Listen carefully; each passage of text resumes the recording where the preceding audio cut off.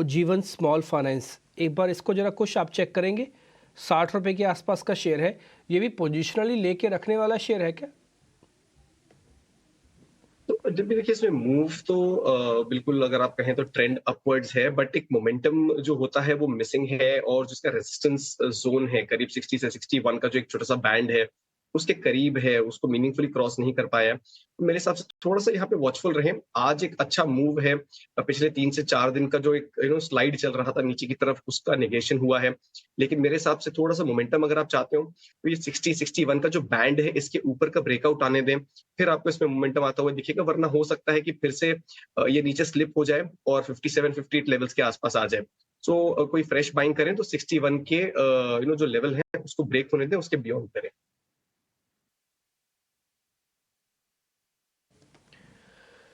ठीक है, डन। एक दो शेयर जरा और पता कर लेते हैं। मनापुरम के अंदर जो फॉल आया था वो काफ़ी अच्छे ऐसे अरेस्ट भी हो रहा है। 3.5%, कल 5.5% गिरा, आज 3.5% ऊपर है। इस पे कितना ट्रस्ट किया जा सकता है मनापुरम पे? इनका एक आईपीओ आ रहा था जिस पे सेबी ने कहा है कि हमको थोड़ा और डिटेल दीजिए आप। हाँ, और मयूरेश, इस पे आपका टेक चाहिए। मनापुरम बिजनेस तो ठीक है, गोल्ड के प्राइजेस भी ठीक है, हैज भी करती है अच्छा इस कंपनी पे, एनपी जैसे तो कोई इशू ही नहीं होता।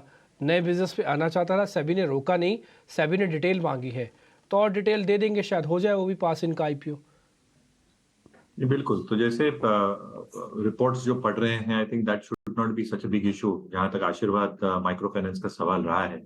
और अगर ये बड़ा इशू नहीं होता तो जो नॉन गोल्ड कारोबार है इसका एक परसेंटेज ओवरऑल ईयू में 47% हो गया है डीपीजी।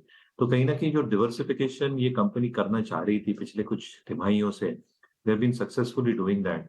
ऑलमोस्ट 39,000 ऑड करोड़ का ईयूएम है, जिसमें गोल्ड ईयूएम 20,200 करोड़ के आसपास है। यहाँ पे LTV because of increase in gold prices 66% पे आ गई है। इसलिए जो जबरदस्त है जो इनके पास as far as the gold business is concern, और जहाँ पे निम्स और स्प्रेड्स काफी अच्छे रहते हैं। On a consolidated basis NIMs और spread looking at other businesses are close to around 14 to 15% ये रेंज में। बट इनकी जो डिविडेंड यील्ड है 2.5% के आसपास, जो एक्सपेक्टेशन है गोल्ड लोन वॉल्यूम ग्रोथ का 8 से 10% का।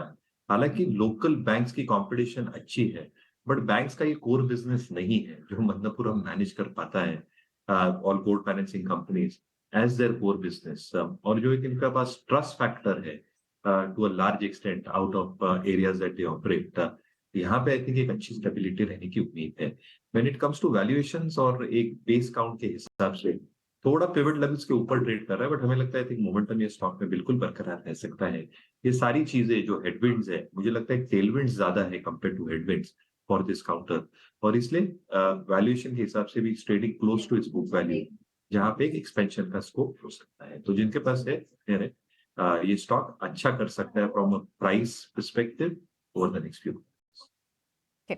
आज क्रॉम्पटन ग्रीव्स डिम्पी ने भी सुबह अपने स्टॉक में दिया था और वहाँ पर भी एक अच्छा बिल्टअप है। इनफैक्ट क्रॉम्पटन को आप देखें तो वहाँ लगभग 2-2.25% की तेज़ी है। और इनफैक्ट दूसरे वायर्स काउंटर्स में हेवल्स आप देखें, वो डिफरेंट बिजनेस हैं और ये दूसरे बिजनेसेस हैं, इसलिए इसको इतना इम्पैक्ट नहीं दिख रहा है। हेवल्स में भी आपको एक मूव दिख रही है।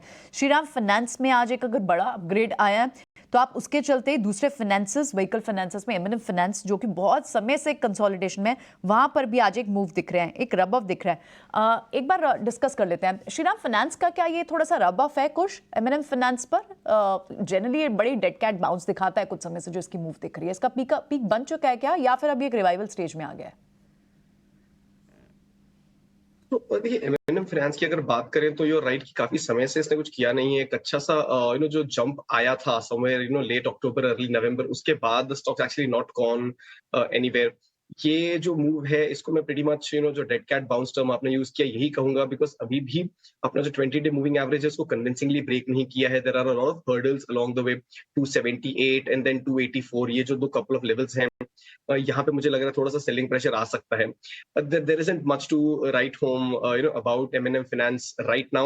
आज के दिन का मूव है, but I wouldn't read too much into it too positively. इसी के सामने जो दूसरा स्टॉक आपने मेंशन किया श्रीराम फाइनेंस, इसका मूव हम जानते हैं काफी समय से एक अच्छे खासे अप ट्रेंड में चला रहा है, and it's not been a tear away rally, it's been a rally with pause consolidation and a steady up move. तो डेफिनेटली वहां पे ट्रैक्शन बहुत अच्छा है, तो किसी को बाय करना हो then Shriram finance is definitely right now a much better bet than M finance.